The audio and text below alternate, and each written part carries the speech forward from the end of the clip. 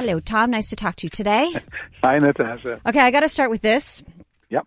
Even though I am sick of talking about it, I just don't get it. Quebec's public health officials today hold a press conference to recommend that masks be worn in public, except they made the actual exception of wearing them in schools or daycares. Now, I get that a mask mandate would be an unpopular move, Tom, but if it's just a recommendation, why not extend it to kids? The kids are the ones getting the most sick right now. Yeah, it's true. And we know that the emergencies are overflowing in the pediatric hospitals across North America because as we remove the masks, there are a lot of other bugs out there other than COVID-19, and kids have been getting hit hard. I don't understand it either. So I'm not going to try to fly to the defense of the government on this one. I think that it makes sense. And at least, parents should be allowed to choose. But for that, basically be towing the line with some of the anti-maskers, anti-vaxxers is frankly a bit of a mystery. Yeah, it makes no sense to me. I'm just curious what you think is going on behind closed doors. What kind of conversations are they having? I mean, nobody's saying, hey, maybe we should think about a mask mandate, but what is guiding these decisions? I think it's also a public security issue beyond health. In other words, they're worried that if they continue to push too hard, that they'll be pushed back from the population if they ever do come out with harder rules, because we don't know what the next months are going to be made of with this thing. Then, they want to make sure that they have a chance of keeping people on side. But if they do like they did at New Year's last year when they blasted out to the whole province that we were going back into curfew, everybody, that's when the average Quebecer, like not even people who are part of kooky movements, but the average person was saying, okay, that was much too much, and you went too far, and I'm not listening to you anymore. So this is why they're trying to be a little bit careful right now, but this is supposed to be a decision based on public health. Dina Hinshaw, the doctor that they had in Alberta, she's getting fired because they said they didn't like the way she was doing this. She was kowtowing to Jason Kenney the whole time he was there, and she said as much. Oh, he's the premier. He gets to make the decisions. I just give advice. And now they're getting rid of her, and they're putting in somebody from the department who will be talking to their four bosses every time, including the boss at the top, who will be, of course, somebody in Smith's government. So guess what? They're not going to be any further ahead.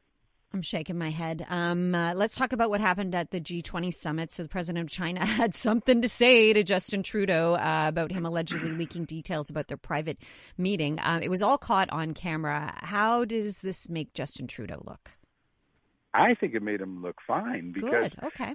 When you share these bits of information, the other side gets to say, that's not true. We never talked about that. But of course, Xi Jinping just confirmed that Trudeau had actually told him, look, things in our country we don't find acceptable. So he looks okay. And in terms of diplomatic relations? Much more difficult. Mm-hmm. You okay, Tom? Take a second. Oh, we might have just lost the call. Oh, we'll get him back.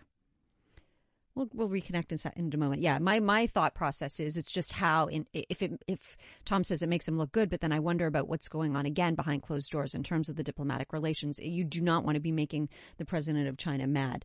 Are we able to reconnect? But at the same time, the president of China, if it's true what's being told to us by our security agencies, has been setting up everything from police stations in Toronto to spending millions of dollars trying to help people who are close to China get elected. I mean, he's interfering in our democratic process. He's a dictator. He is. In a communist country. He doesn't respect democracy, doesn't know the first thing about it. And Mr. Trudeau is absolutely right to stand up to him on these issues. I'd like to also, we're talking about, the press is calling it a dressing down. And then I was thinking about Pierre Poilievre dressing down Chrystia Freeland, saying her idea of helping Canadians save money is to cut our $13.99 Disney subscriptions. But then Chrystia Freeland had something to say in retort. Here's that clip. The Conservative leader lives in a 19-room government mansion, rent and mortgage-free. This mansion comes with a chef and a driveway where his chauffeur can wait to pick him up. I don't get it, though, Tom, in so much that, she's throwing it back at him, but she has that same reality herself.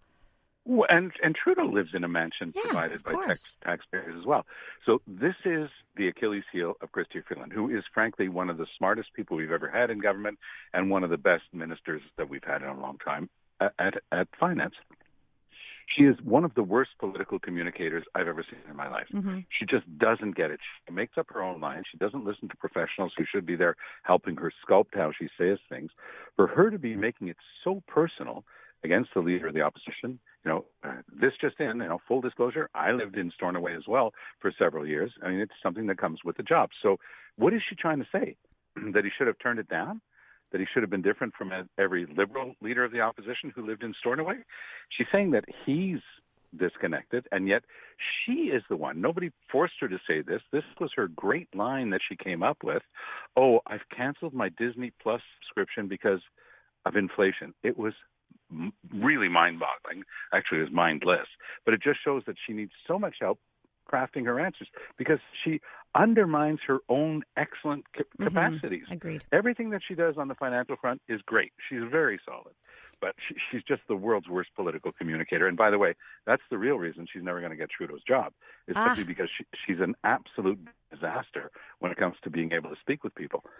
That was literally going to be my next question, because I was like, is this hurting? Because forever we've been hearing she is the automatic, she's going to be the next in line. Well, she was until she started. This has been going on for about 3-4 months now. Every time she gets near a microphone, it's a disaster.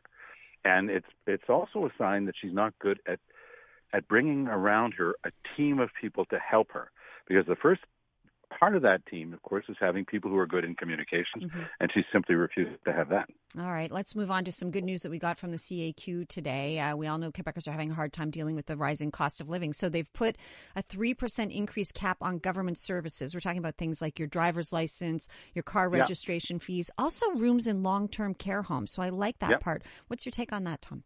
It's such smart politics because in the grand scheme of things, it's about $150 million a year. They're counting it over the next few years to make it up to a bigger number. But it's true that if you're dealing, and there are parts of it that the government can control because these things were automatically adjusted to inflation. But if you're saying, no, we're going to keep it at 3% max, even if inflation is 6, 7, or 8%, it's going to be 3% maximum increase. People will have a chance to catch up. It's very smart politics, and it's good policy. It's a good way of helping the average family deal with the inflation that we haven't seen in a long time. Let's finish with Donald Trump. I wish we were finished with Donald Trump, but evidently we're not. That's the last thing I want. He just provides so much payment. Well, and he may well provide us with another Democrat president, right? Like that's what I was thinking. I'm like, the Democrats must be incredibly happy that he has announced his bid to run again for president. I mean, what's just your comments on him declaring it being so painfully boring, and even his own son didn't show up? Well, even his own party is starting to show impatience with him, but it gets dangerous because they have created this monster called Donald Trump. He has an insatiable desire to see himself out there constantly. He has yet to admit that he lost the election in 2 years ago.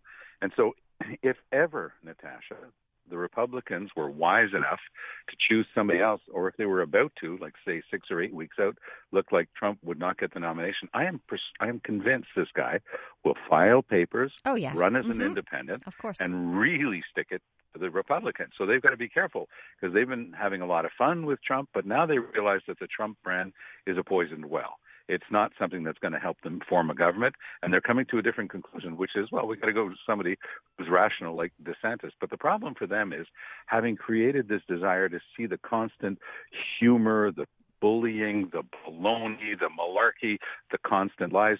Last night he read his speech off a teleprompter, and he still told a score of lies. I know. Simply because he doesn't know how to do it any other way. Oh, I'm laughing, but honestly, I think it makes me want to cry. Always great to talk to you, Tom. We'll talk to you tomorrow. Great to talk to you, Natasha. All the best.